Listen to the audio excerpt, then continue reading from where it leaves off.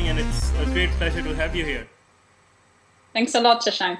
Great. So tell us a little about yourself and your role at Eurocontrol, and also about Eurocontrol, because I'm not sure if many people are aware of the organization.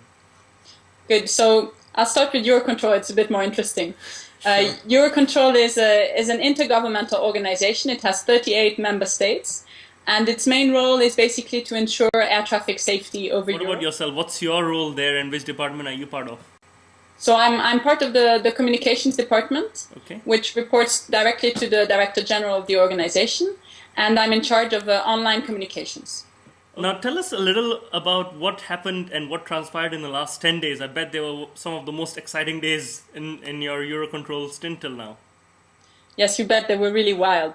It all basically started on the 14th, as you know, and we got a warning from the Met office in the UK that the volcanic ash cloud might disrupt traffic. Okay. The operational people got the information first, and it was then transmitted to the press office, where we basically decided to be on alert for anything that could happen. Okay. But it all unfolded the next day, really, And on the 15th. when did you realize that it's actually that bad, that the whole airspace will be closed and all of Europe will be shut down? We actually didn't realize until Friday, because at first I think there were 4 or 5 countries. On Friday we had started the crisis plan, if Right. you want. Right. So Friday it all really started.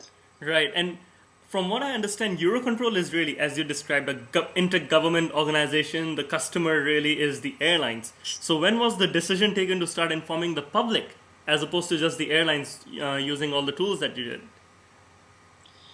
There wasn't actually a plan to inform the public. You're right. Our target audience are aviation professionals. Right. But we started getting questions on Twitter and on Facebook, and we just took those questions. We just answered them. So it just came about really naturally, basically. And before you started, there were only, 750 followers on your Twitter?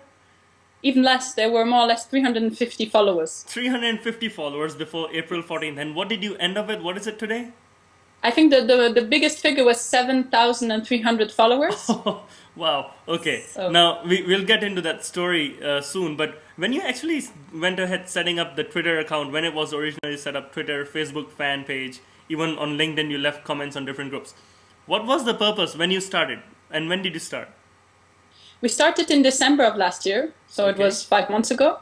And it was just to catch up with the rest of the world, basically. Okay. There wasn't a plan. It's a media channel like other media, and I just wanted to be on there, like you're on the mainstream press. Well, you Okay. need to be on social media. Now, when this whole barrage of requests from passengers came, who was the priority then? Were the airlines still the priority, or was your attention getting diluted with these passengers?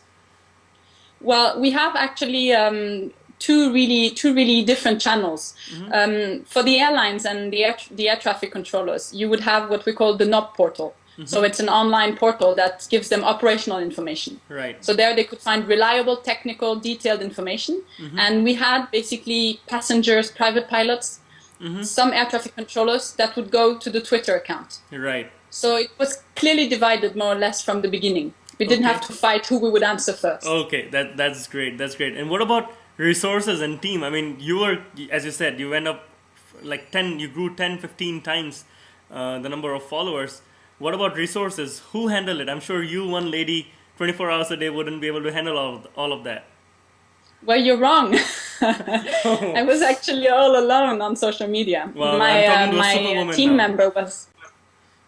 My team member was stuck in Barcelona when the crisis started, and I basically was on Twitter from 9 to midnight every day during the peak period of the crisis, and on Facebook as well. So no, it was really a hectic wow. a hectic week. Well, then that's a fantastic job. But Then it was only you doing it. Now, what was the decisions taken with the management, and was it decided that all the press releases will be released on social media? What about content? What goes, what doesn't go? What would you do? What would you not be allowed to disclose? How was those decisions taken? Well, I have the great privilege of having a boss that really trusted me. That's great. So basically, we just had a press briefing in the morning where we would decide what are the key messages that we want to convey Right. to the public.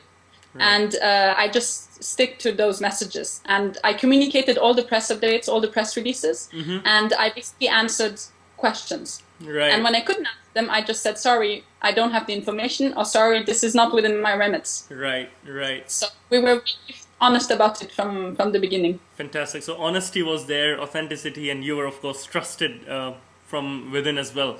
Now, when you were going ahead and doing this, what were some of the challenges that you encountered throughout the week, and how did you really overcome them?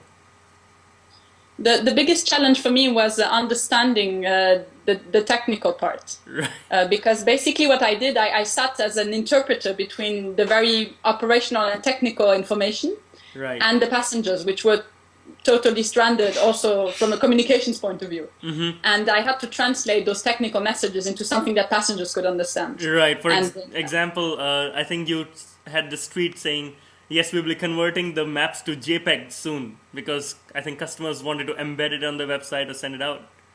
Absolutely. But even then, those maps are made for operational aviation people. Right. And probably passengers would not have understood them. Right. So I was sitting behind Twitter basically to translate Right. what those maps were saying. Right. So one thing you did very well was actually using the hashtags like ashcloud, UVA. How did that happen? Was that planned or did it just come about? Well, we started using EUVA because we decided with airline industry, a Twitterer, to use that one. But soon the hashtag just was really prominent on the Twitter sphere. So we started using that hashtag first, and then we just collated all the hashtags we could. Right, right. Fantastic. Now, what would you, in hindsight, say were some of the biggest successes that you encountered throughout the whole thing? Well, there are two stories which I like to tell. Sure. One is that we got a private message, a direct message from a big Spanish airline, thanking us for the information that we posted, which great. was very. So even airlines were checking out our Twitter and making sure they got the right info. I'm sure. So that was a success for us. The other one is all the thank you messages we got once the people were back home. Right. And it was quite overwhelming to see all that gratitude from people I didn't know.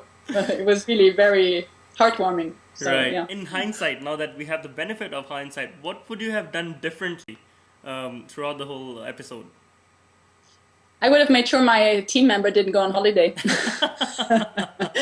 No, I think we would have had more videos, more multimedia content. I think that's something that people were very keen on having. And because it wasn't really prepared, it was the first time we were using social media. We didn't think of, let's do a video, let's get a podcast. Right. It was just all in a hurry. Right. Well, at least you got most of the things right. What about collaborating more with the airlines? For example, British Airways trying to get people home. You're trying to get people home. You think there was scope for collaboration there? I'm sure there was, because basically when I didn't have the information, I would tell people to check with their airline first. Right. And it's true that we could have maybe done a kind of informal teleconference with airline PR people that were using social media to make sure that they retweeted us and we retweeted them when it was appropriate. So yeah, that we would do. Okay. Definitely. That's great. Now, what if?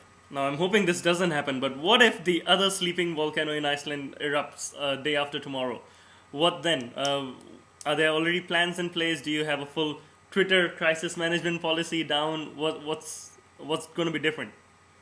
Well, we had a crisis lessons learned session on Tuesday, yesterday. So we are already thinking about the possibility of another volcanic ash cloud.